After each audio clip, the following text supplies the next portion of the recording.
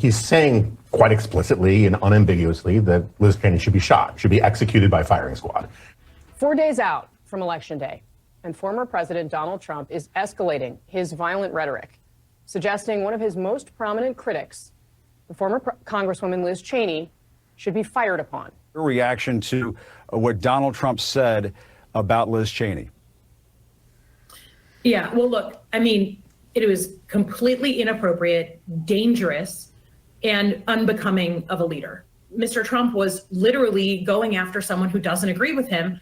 So it shouldn't be a surprise when people come on TV and feel the need to agree with him. When he says 9 barrels shooting at her, that obviously evokes images of a firing squad. It evokes images of an execution. Let's execute a political opponent who happens to be a woman because I don't like her. And I don't blame him for sticking with his daughter, but his daughter is a very dumb individual, very dumb. She's a radical war hawk. Let's put her with a rifle standing there with 9 barrels shooting at her, okay? Let's see how she feels about it. You know, when the guns are trained on her face.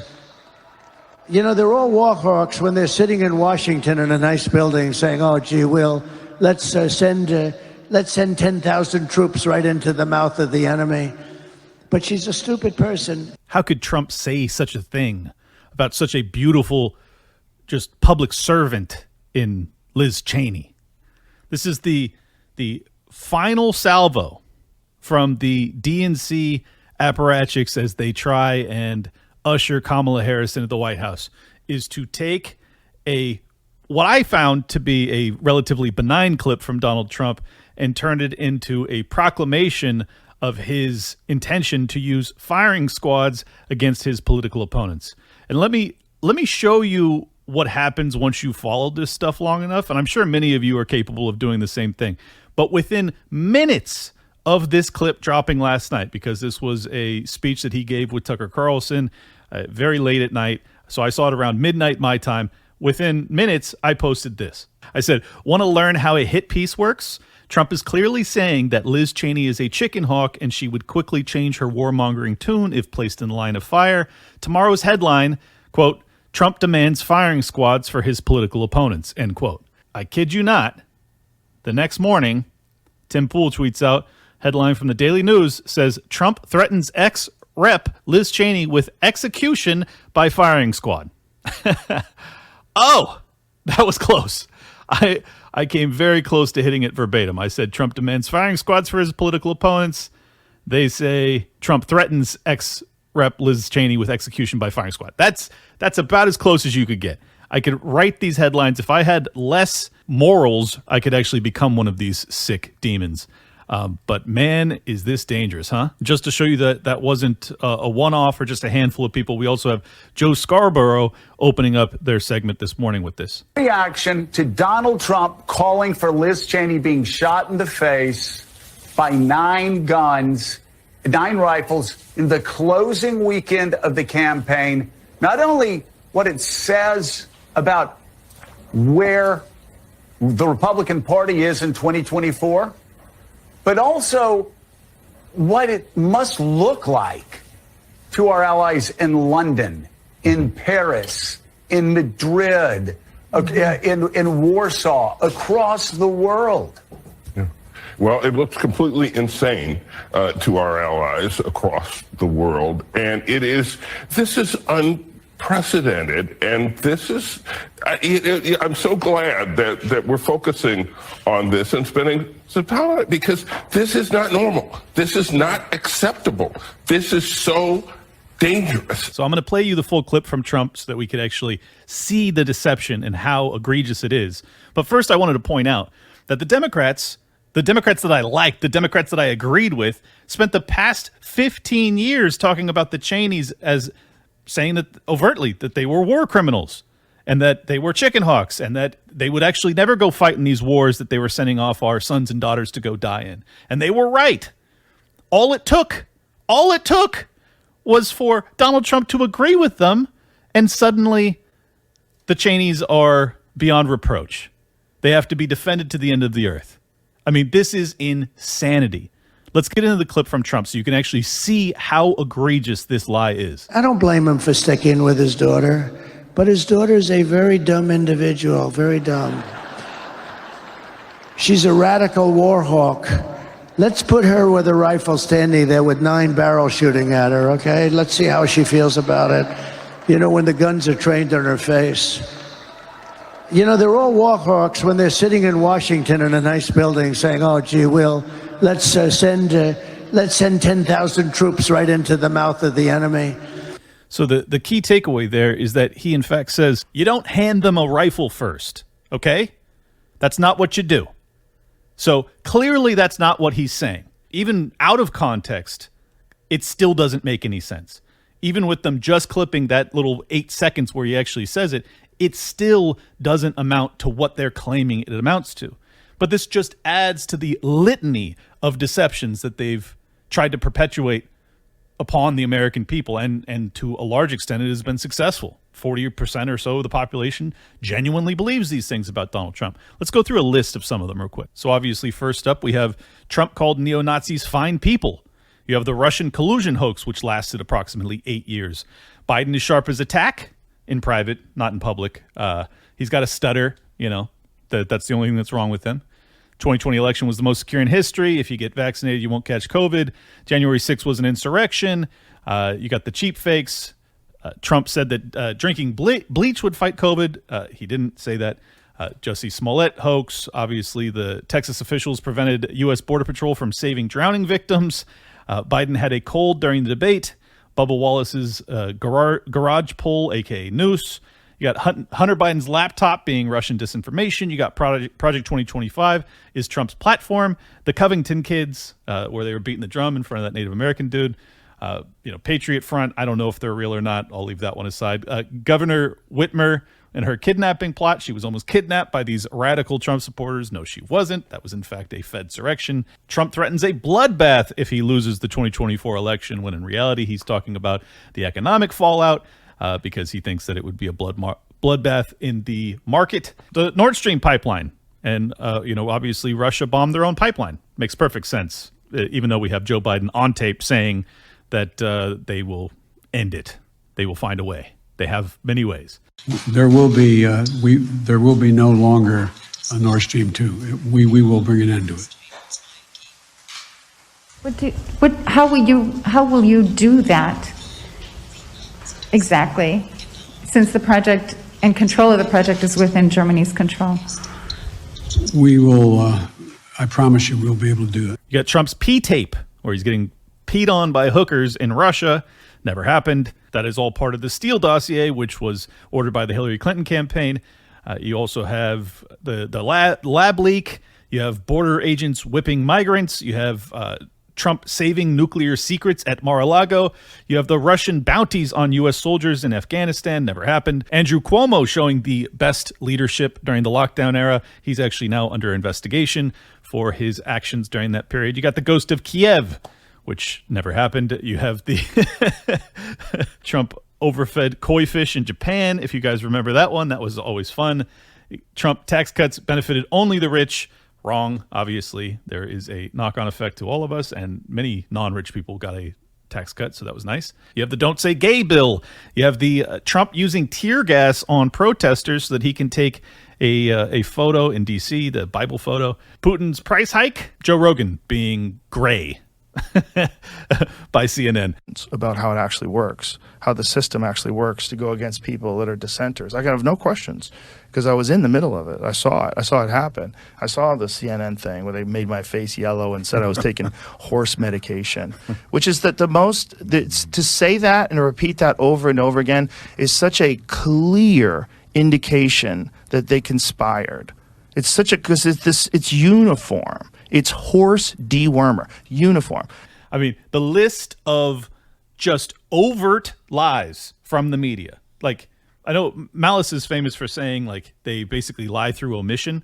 Not always. Sometimes it is just whole cloth fiction. They, like, genuinely are just making stuff up. Now, oftentimes it is laundered. So you will have an intelligence agency that's responsible for creating the predicate by which the media can then establish the narrative. The media then establishes the narrative, which allows for the politicians to then point to the media and say, hey, this is being reported on by the New York Times, even though the New York Times is getting that reporting because of the intelligence agencies. But they have plausible deniability at that point because they can say, hey, I relied on, once it comes out that it's false, they can say, hey, I relied on the New York Times, I relied on the Washington Post. So it's not me that got it wrong, it's them. But that doesn't matter because the media is never going to hold them to account for being wrong in the first place, so they get away with it. So then after you have the headlines that circulate based off of this clip that's taken out of context from Trump, then you have Kamala Harris go on the campaign trail with just a few days left before the election, and she says this. And then, even worse, he has increased his violent rhetoric, Donald Trump has, about political opponents, and in great detail, suggested rifles should be trained on former Representative Liz Cheney. So that's the closing argument they're going with. That's the claim that Kamala Harris is going to run on in the final 72 hours or so before the election, is that based off of a out of context clip in which Donald Trump says something that is actually quite profound and true, in that the war hawks in this country, the politicians who send your sons and daughters to go die in the Middle East for the profits of Raytheon or whoever else, they are only doing so because they realize that they will never face any harm themselves. And that is their primary concern. They take all of the profits, they take none of the risk. This is the whole reason that the warfare state continues to be perpetuated. And yet he points this out in a way that, I'll grant, is a little bombastic, a little harsh, perhaps, for political standards. By normal guy in the bar standards, it would be a throwaway comment, but he is running for president. Maybe he shouldn't have said it. I don't know. The context of it is hard to actually contend with. And I think that the reason that they do this is that it's very damaging to them, have him pointing out that, in fact, the Democrats are now wedded to the neocons. That's the truth of it. And just so you know that I'm not making that up, here is a Democratic operative acknowledging that reality. Here was the thing about the cheering that I loved. Speaking of Stonewall, but also I think it's amazing when you get 75,000 presumably libs on the ellipse, and she's like, we're going to have the most lethal fighting force. And people are like, yeah. And she's like, and we're going to secure the border. And people are like, yeah. And I was just like, this is, and she's, we are going to be leaders in the world, and we're not going to let these guys push us around. And I was like, man, the world's really changed. Did the neocons just take over the Democratic Party? Don't say that. Yeah, don't say it. Did the Democrats just become the neocon party?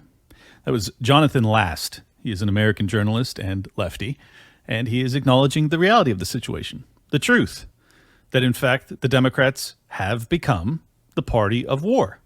They are the neocon party. The reason that Kamala Harris is touting her endorsements from Dick and Liz Cheney is because that's true. Because she wants to signal to the donor class, the Mike, the military-industrial complex, that she is going to play ball. That despite all of her progressive rhetoric when it comes to the campaign trail, she will in fact, once in power, do their bidding. Donald Trump, despite all of my issues with his foreign policy, and there were a few, Yemen comes to mind, was a big one. The strike on Soleimani in Iran was very dangerous and provocative, and we were very fortunate that didn't drive us into a war. But aside from those handful of major issues, Kamala Harris is saying, hey, you're not going to have any pushback from me.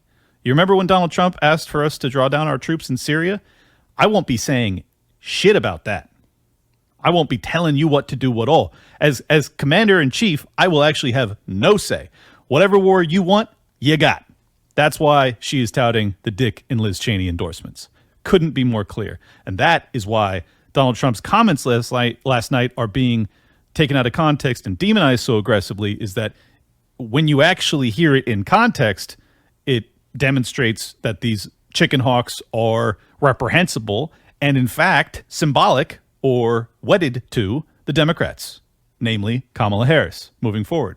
So that is the reason that they're pulling out all the stops. Not to mention they're just extraordinarily desperate because they only have a few days left before the election, and they're going to capitalize on whatever they can. But what I find amazing is that they are damaging their credibility, which is already obviously in tatters. It's been destroyed after 8+ years of lying about Donald Trump and lying to us, the American people, for decades prior to that. But it's just gotten really obvious to anybody who's even remotely awake that these people are pathological liars. What I find amazing, though, is that despite the fact that they are basically losing all of their trust, I mean, the American people do not trust the media. You can look at charts on this. It is like in the gutter. Even Democrats don't trust the media to a large extent, but the GOP, independents, libertarians, there's like no trust, which is right, which is how it should be. But even in that paradigm, even knowing that, they are still willing to just continue to lie egregiously despite the reputational damage that they will suffer as a consequence. And here's why. Because if Kamala Harris loses, their whole game is up. Everything in their power to propagandize us over the past 8 years. They have told us everything you can imagine that is negative when it comes to Donald Trump and his supporters for 8 straight years. They, by the skin of their teeth, managed to rid themselves of him in 2020. If they fail to do so after having their chosen guy in Biden in power for 4 years, and then their chosen gal in Kamala Harris put in to replace him, and if they can't prevail in that paradigm after propagandizing us that aggressively for 8 years, well, then their entire game is up. It's over for these people. If they consider what they've said about Donald Trump. He's a fascist. He's a dictator. He's some people call him a Nazi. Hitler-esque, blah, blah, blah. I mean, they have used every hyperbolic statement you can possibly imagine. And if the American people turn out on Tuesday and they say, we want all of that, give it to us again. Think about what a repudiation that is of them, of what they've done, of who they are. It is devastating. And that is as good a reason to vote for Donald Trump as I can possibly think of. But it's not just the American media that's willing to destroy their reputations. We have an AG in Arizona, which is now talking about investigating, or is actually looking to investigate, Donald Trump for death threats against Liz Cheney for a clip taken out of context. Incredible. Today's episode is once again brought to you by Anton's Land of Biltong. Go to landofbiltong.com. This is a high-protein, low-carb snack. It's basically beef jerky. It's South African beef jerky. So it's like beef jerky, but it's more, I hate saying it. I don't want to say it. It's moist. It is. I'm sorry. I know nobody likes hearing that, but it's fantastic. It's super delicious. And if you use the promo code LOCKDOWN or LOCKDOWN10, depending on how much you order, you will get either free shipping or 10% off. If you order over $100 of this stuff, I think it's LOCKDOWN10 will get you the 10% off. So love this stuff. Love this company. They are American made. Not an American product, I guess, since it's South African jerky, but it's South African who immigrated to Texas. He's an awesome guy, awesome story, great company, great product, great deal. You'll love it. Lockdown or Lockdown 10 over at landofbiltong.com. Get you some. Talk about this breaking news regarding Donald Trump's comments that he made about Liz Cheney in Arizona last night. The Attorney General is responding. That's right. I just spoke to Attorney General Chris Mays about 2 hours ago for the taping of my Sunday show. She told me she just gotten off the phone with her criminal division chief, and she was investigating whether what Donald Trump said about Liz Cheney constituted a death threat under Arizona law. I'll tell you, under Arizona law, it is illegal to make threats or intimidate someone. Can be charged as a Class 1 misdemeanor, Class 6 felony. Chris Mays told me they're looking into it. I asked her whether this was just political speech, free speech. She said, we're checking to see if it crossed that line. So the AG of Arizona is now going to look into Donald Trump and whether or not his comments constitute death threats, whether or not he broke the law by saying that a chicken hawk politician who has lied us into war along with her father for decades and decades, millions of people died or were injured as a consequence, for him pointing out that if she were to actually face the consequences of the wars that she advocates for herself, that she might not advocate as readily for those wars. Does that Does that constitute threat against her life as intimidation? I mean, do you understand how inverted this world is? That instead of having investigations into the politicians that lied us into wars that cost us trillions of dollars, tens of thousands of lives, and millions of lives on the other side of those unconstitutional, illegal wars, we don't investigate those people. We investigate one of the few American politicians who's willing to call them out, who's willing to say, hey, these people are actually cowards, that they wouldn't actually fight themselves in these wars that they propagandize you to participate and fund yourselves. That's what Donald Trump's saying. They are now having an Arizona AG investigate him for breaking the law, while Liz Cheney and Dick Cheney sail off into the sunset on their yachts paid with blood money. How fucking sick is that? Meanwhile, on the other side of the political aisle, we have a sitting president calling half of the country garbage. Donald Trump has no character. He doesn't give a damn about the Latino community. He's failed businessman. He only cares about the billionaire friends he has and accumulating wealth for those at the top. He says immigrants are poisoning the blood of our country. Give me a break. He wants to do away with the birthright citizenship. Who the hell has said that in the last 100 years? And just the other day, a speaker at his rally called Puerto Rico a floating island of garbage. Well, let me tell you something. I don't know the Puerto Rican that I know, or Puerto Rico where I'm in my home state of Delaware. They're good, decent, honorable people. The only garbage I see floating out there is his supporters. His demonization of Latinos is unconscionable. Now, setting aside the hilarity of him almost saying, that's not the Puerto Rico that I'm from. He's so out to lunch. And let's be honest, he probably doesn't mean to say what he says. So I'm going to actually do what the media doesn't do. And I'm going to give him the benefit of the doubt that was a slip of the tongue, that he, in fact, had he had an opportunity or the cognitive capacity to clarify, he would have said, the people who said that joke about Puerto Ricans, they're garbage. Like, maybe he would have actually clarified. I find it hard to believe that Joe Biden actually thinks that half of the country is garbage, though I do think that the vast majority of politicians do actually feel that way about the American people, and Joe Biden probably isn't excluded from that group, in that they look down on us. They think that we're idiots and rubes. This is the whole reason that they propagandize us. This is the whole reason that they are attacking Elon Musk. This is the whole reason that they're using spies to infiltrate big tech platforms to try and censor speech, is that they realize that if they manipulate the narrative enough, most people are dumb enough that they'll just go along, that they'll just accept the lies. Unfortunately for them, there's programs like this and 1,000 others that actually demonstrate to you in full context what is actually being said, and if you're interested in the truth, you can find it. Now, still, particularly in the older generations, probably half of the people, maybe even more, are just getting their news from corporate hacks, and therefore they have no clue to the extent to which that they're being lied to. And anytime they realize that they've been lied to in the past, they assume that's an anomaly as opposed to the consistent practice under which they are functioning, which is unfortunate. But I'm hoping as they throw off their mortal coils and more people that grew up with the internet become the old people. I'm one of the early olds that had the internet when I was young and still have it, and now I can actually identify these lies in real time because I'm very experienced in these psychological operations. I'm hoping once we're in positions of power, this stuff starts to die off. And I genuinely believe that if Donald Trump prevails this week, it is going to be such a death blow to these organizations. In fact, Brian Stelter said as much, if you can believe it. An anonymous TV exec says, quote, "If half the country has decided that Trump is qualified to be president, that means they're not reading any of this media, and we've lost this audience completely. A Trump victory means mainstream media is dead in its current form." Wow. He's not the only one that's feeling that way. In fact, Jeff Bezos, of all people, of Amazon fame and owner of Washington Post, had this to say. In the annual public surveys about trust and reputation, journalists and the media have regularly fallen near the very bottom, often just above Congress. But in this year's Gallup poll, we have managed to fall below Congress. Our profession is now the least trusted of all. Something we are doing is clearly not working. Let me give an analogy. Voting machines must meet two requirements. They must count the vote accurately, and people must believe they count the vote accurately.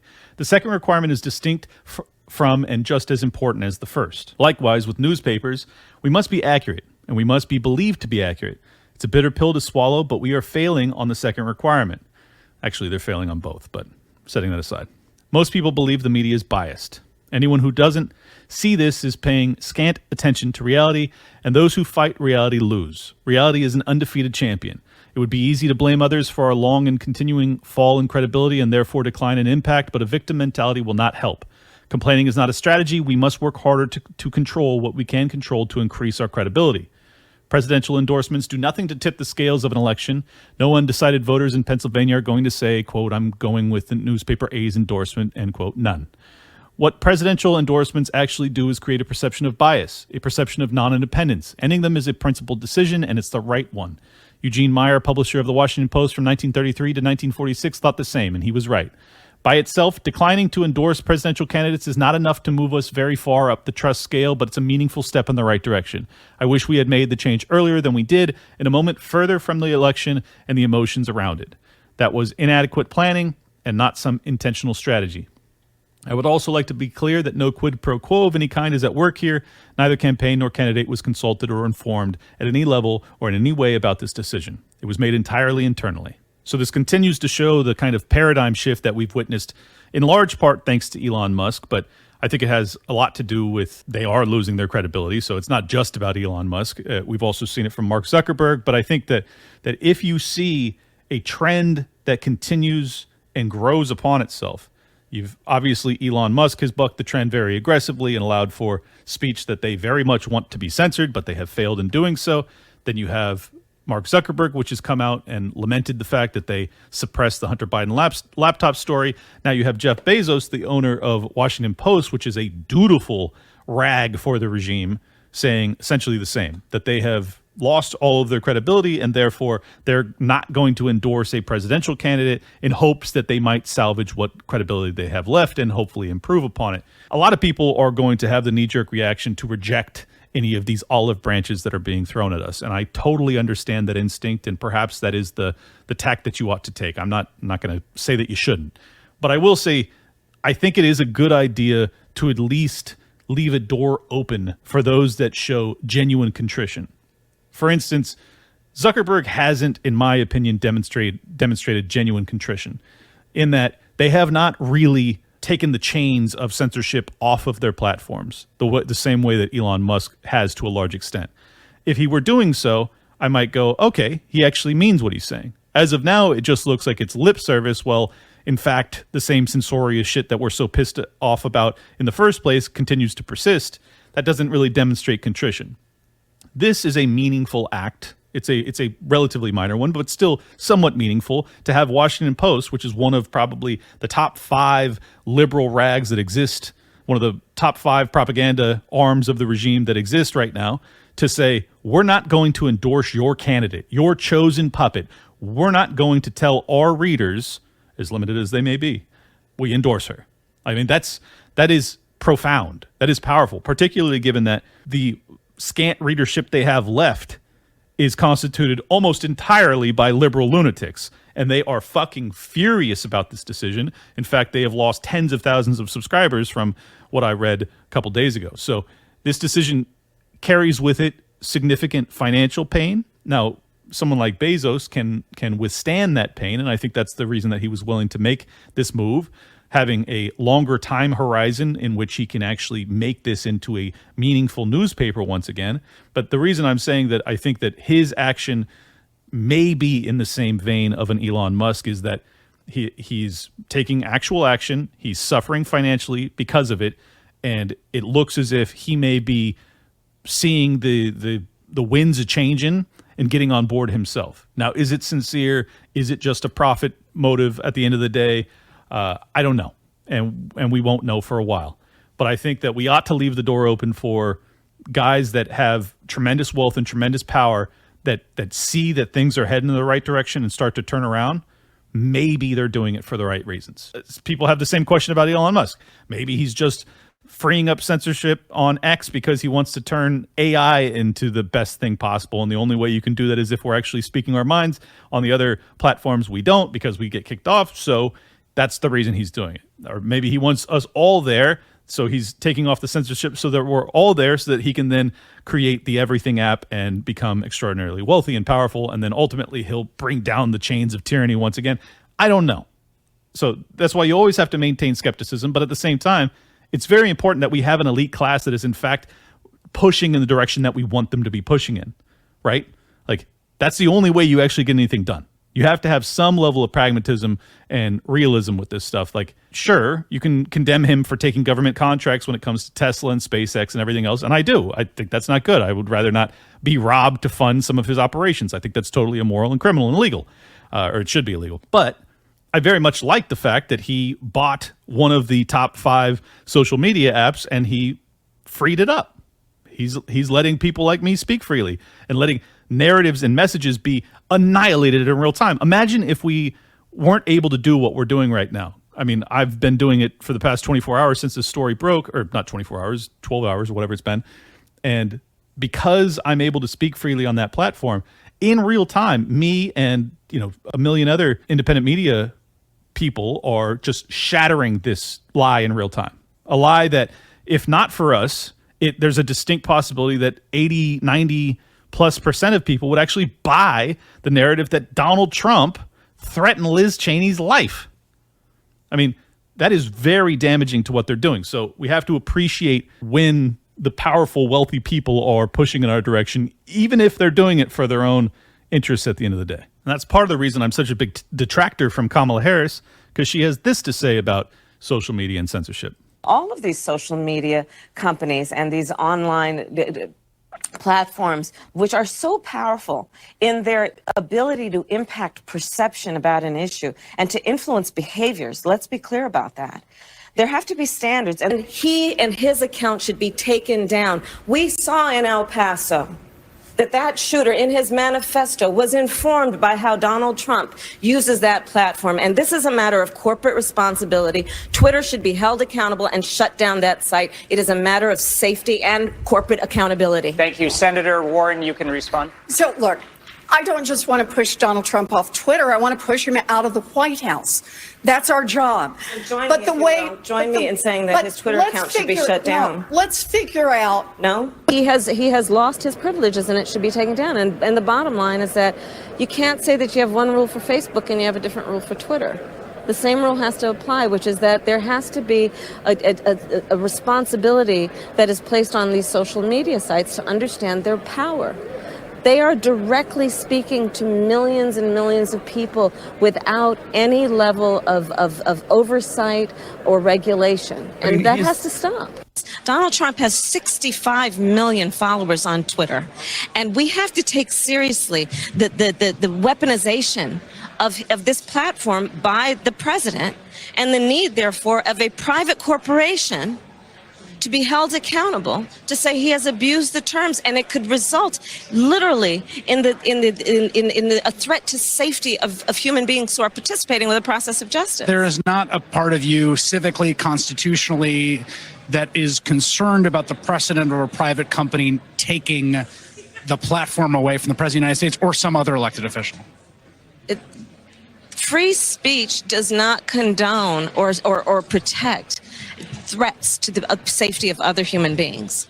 And so that is what we are talking about. Like, let's be really clear about what we're talking about. I think we need to push back on this. There's no guarantee to free speech on misinformation or hate speech, and especially around our democracy. So both Kamala Harris and Tim Walz have an extraordinarily totalitarian mindset when it comes to social media and censorship. They do. Even Chris Hayes, of all people, goes, you don't have any questions about the constitutionality of this, of deplatforming a president of the United States? She's like, what? You're not supposed to push back. You're not supposed to ask any follow-up questions. How dare you? What are you doing? Have you forgotten your role in this entire machine? You fool. But that's their perception. That's actually what they want to see happen. And she goes so far as to say she wants there to be uniform guidelines about what we're allowed to say on the internet. But then in the next breath, she's talking about these are private companies. Well, if they're private companies, then there will be no uniform terms of service, Kamala, unless you want to live under actual fascism, where the government is dictating exactly what every private business is capable of doing. Let me tell you, these people at the end of the day are actually fascists, and it's not just me saying it. Here's Thomas Sowell with his description of that word and what it actually means. Today's episode is brought to you by Monetary Metals. Unlock a 12% return on silver. Are you ready to start building wealth by putting your precious metals to work? Silver isn't just a precious metal, it's a tangible asset and a great way to diversify any investment portfolio. And with Monetary Metals, you don't just own physical silver, you own silver that works for you to generate more silver, growing your total ounces over time. Right now, you can earn 12% annual interest on silver paid in silver in their latest offering if you're an accredited investor. Click the link in the description or head to monetary-metals.com/lockdown to learn more. Monetary Metals is revolutionizing the way you invest in gold and silver. They've been paying interest in silver and gold for over 8 years, helping you grow your wealth in real tangible assets. Finally, there's a true alternative to saving in dollars, a yield on gold and silver with Monetary Metals. This is the first true silver bond since 1834. You can earn a 12% annual interest on silver paid in silver, but you must be an accredited investor to participate. It's a 3-year term, and the bond is financing a publicly traded mining company located in the western United States. Again, go to monetary-metals.com/lockdown to learn more. Talk about President Obama. Do you think he's a socialist? Not technically, I suppose, because socialism usually means the government ownership of the means of production. The pattern he's following is much more like that of the fascists, where the government leaves the means of production in private hands and the politicians tell them what to do.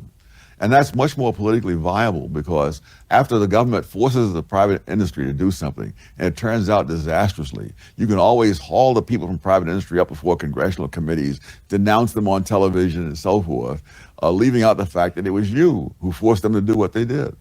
And this is the way you see, for example, the health care reforms that were passed. Well, I was thinking actually about the financial reforms, and particularly the housing collapse, that the people who, Barney Frank in the House, Senator Chris Dodd in the Senate, were the people who pushed for all kinds of mortgage lending standards to be reduced, making mortgage lending enormously more risky than it had ever been before. And when all of that collapsed, they then summoned all the leaders of financial institutions up before their committees and spent hours denouncing them and so forth on nationwide television.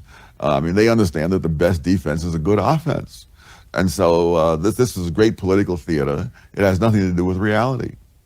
Well, what about the private sector, though? I mean, you know, it is true, isn't it, that there were lots of kind of risky bets that were being made with a lot of money, which was private money, certainly, but it would have a public effect. There are lots of kind of external effects. There was some of that. More often, the risk was the lenders. One of the reasons lenders don't care whether you're really a good risk is they may sell the mortgage to you, and then they sell it. They make out the mortgage to you, then they sell it to Fannie Mae and Freddie Mac, and the risk now is Fannie Mae and Freddie Mac's risk. I wanted to ask a little bit more about how you see President Obama as a leader, because there were certainly very high hopes, and I think they were broadly shared about him as a leader. And yet, how do you think he's turned out? Terrible. But those hopes weren't based on anything he'd actually done. I mean, if you look at, I was telling my wife about the irony of Martin Luther King's thing that you should be judged by the content of your character rather than the color of your skin. If he'd been judged by the content of his character, he would never have made it through the primaries. As is usually the case, Thomas Sowell is absolutely fucking right. Now, I think that if you were to ask him today, he's in his 90s, but I think he would probably have the same answer, and it would probably be more loudly. He would be screaming from the heavens that, in fact, what we're dealing with is fascism, because the same exact paradigm that he described when it came to the lending, and he's absolutely right. As a former mortgage guy myself, I can tell you that's exactly what happened, is because as a private lender, I'm very much interested in the borrower's capacity to pay off that loan because I'm actually holding the paper. My investors continue to hold the note. So if it blows up, if they default and we foreclose and we lose some of our principal on that investment, well, then there's real consequences to be paid. That's not the way our lending market at the conventional level actually works. They take these notes, these mortgages against property, and then they sell them off to these government entities called GSEs, government-sponsored entities like Fannie Mae and Freddie Mac, which ultimately are getting their money from the Federal Reserve. So, in fact, the Federal Reserve is monetizing the mortgage industry. The reason that you see such reckless investments during those periods, these boom periods, is because the risk is actually handed over to the government, aka the taxpayer, aka the investors themselves who are making these decisions don't carry most of the risk. So, therefore, they're going to make some really bad fucking decisions. What happened during 2020 and 21? You had the same dynamic where you have censorship that is being pushed very aggressively by the three-letter agencies, which are telling the social media platforms what they want to be able to say, or what they want people to be, you and I, to be able to say or not say.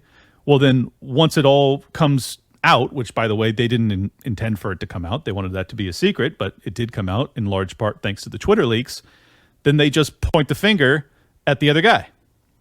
And the media, being dutiful apparatchiks for them, don't actually do much in terms of reporting on it. So still half the country doesn't really understand what happened. But those that do understand, you got half of the people that do understand to some extent, they blame Mark Zuckerberg. They blame Facebook or the old guard at Twitter or whatever big tech platform that they're using that they got kicked off of. They blame the owners of those companies. Those that really know what's going on get mad at the government because it's actually the government which is dictating terms of service to what should be private companies but aren't, because they are doing the bidding of the federal government, which, as Thomas Sowell described, is actually tantamount to fascism. And because these people lie to us for decades and never pay any consequences, and people continue to watch, they continue to bring back the same exact lies and the same exact liars, in this case, Victoria Nuland with Rachel Maddow. Third election in a row in which Russia has tried to interfere to try to get Trump into the White House.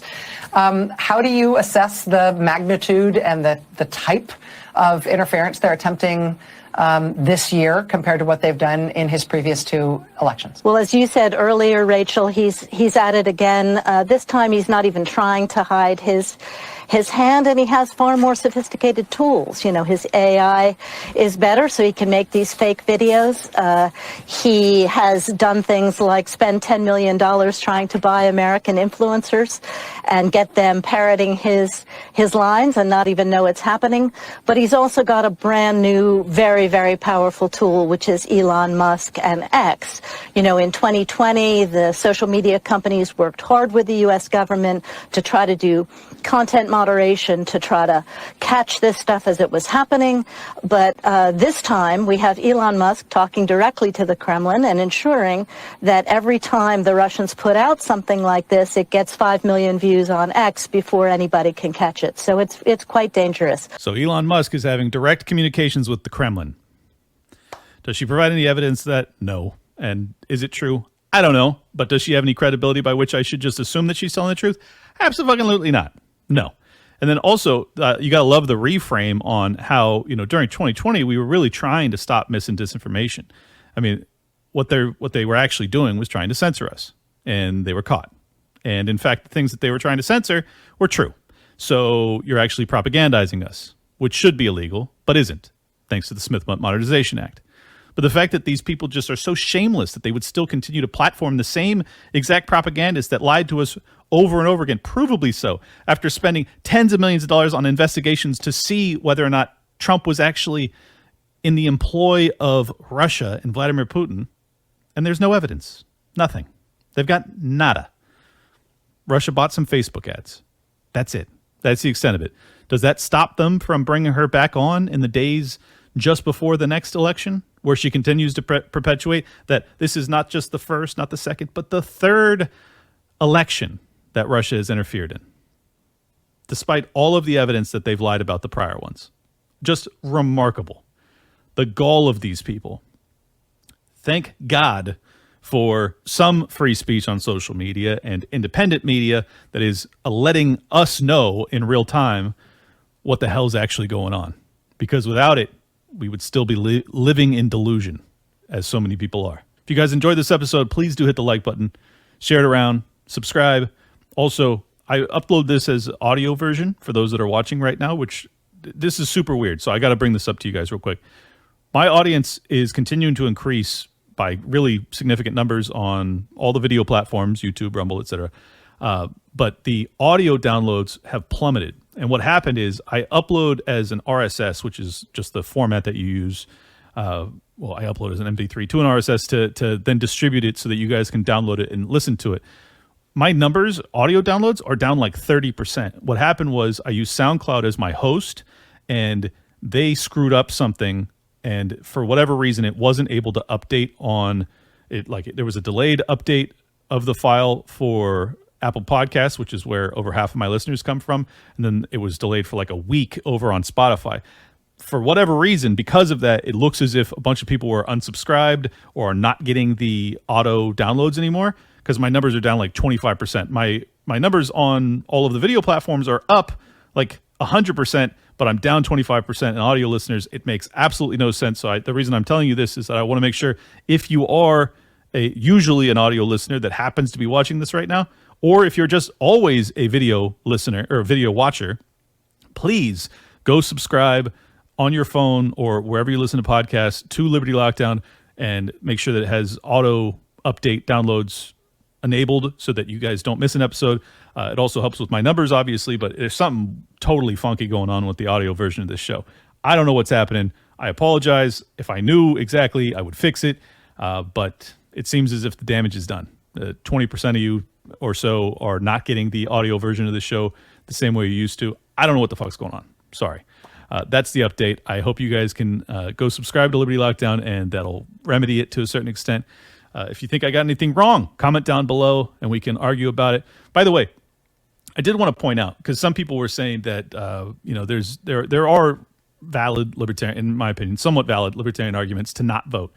Well, for those that are of the anarchist variety that are telling me, hey, you shouldn't be voting for Donald Trump, you've already detailed for years all of the things that he failed on, which I have in detail. I know all of his pitfalls better than basically anybody, so you're not going to tell me anything I don't know about the guy.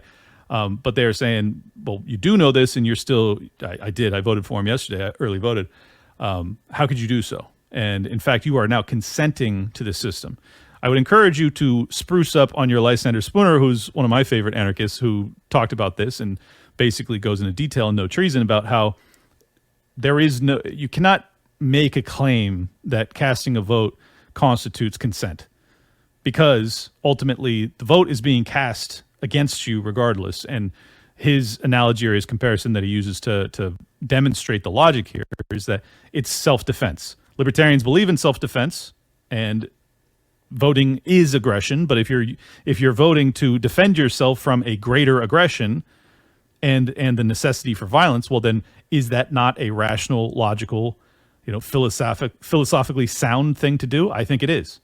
And I think that Donald Trump, despite all of his pitfalls, which I will never lie to you about, gives us our best shot at shattering the media stranglehold on us, the propaganda narrative that people languish under. It also gives us the best hope of not dealing with the DEI, ESG junk moving forward. We'll see, I hope. It also kind of repudiates the military-industrial complex to a certain extent. He's not perfect there, as I've detailed earlier in this episode, but I think that he gives us a better chance of avoiding a war with Russia, whereas the Harris ticket would almost certainly lead us to a hot war with them, and that is must be avoided. So there's lots of reasons that I think that this is the prudent, logical, rational, sound pathway to take, and I make no apologies for doing so. Now, again, that doesn't mean I'm going to condemn you for not following in my footsteps and doing the same thing. You're not compelled to do anything. But I do think it's totally ridiculous to claim that by voting, I am then consenting to the system. I'm consenting to taxation and all this shit. Like, no, I'm not. But like, when you pay your taxes so you don't go to jail, are you consenting to it? No, you're actually being extorted. But the alternative is to go to jail. So are you no longer principal unless you're in prison? How stupid is that? Right? Okay. Just wanted to wrap that up in a tight little bow. I know a lot of people are disappointed in me because they're like, you're Liberty Lockdown. You're the guy who's like, that's how you got your start, was just flipping out about what was happening in 2020. I haven't forgotten any of that. I am fucking heated about what happened that year. Heated. And he wasn't even perfect prior to that, okay? So this is not me whitewashing his history. This is not me pretending that he's perfect or everything's going to be fixed. Not at all. But I still think that it's the only rational pathway forward. I think it provides the greatest opportunities for wins in the liberty sphere, and that's all there is to it. It's a pragmatic versus perfect.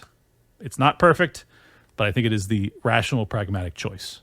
And I hope that there's enough of you out there that feel the same way I do that we can actually see him victorious, because I think that it is going to be dire if the Harris regime can win, given that the truth of the circumstance is that she was just handpicked out of not obscurity, but rather out of like the dumpster. Like, she had the lowest approval rating of any VP in modern history. If they can just take this lady, she got blown out before Iowa in 2020. If they can just take this lady who nobody likes and just like dust her off and shine her up and be like, y'all love her, and then they get 80 million votes for that, we are doomed. So setting aside Donald Trump, like, that can't be the thing that the American people want. And if it is, oh shit, strap in. We're in a lot of trouble. God, I hope not. It's going to be scary. Anyways, we find out in a couple days. Strap in, folks. Talk soon. Peace. The United States will be the crypto capital of the planet. One candidate for president embraces Bitcoin. I will commute the sentence of Ross Ulbricht. One candidate for president has pledged to free Ross Ulbricht on day one. By doing these two things, this candidate will not just make America great again, but also make the world free and peaceful. That candidate is Donald J. Trump. I want everybody to stop dying. They're dying.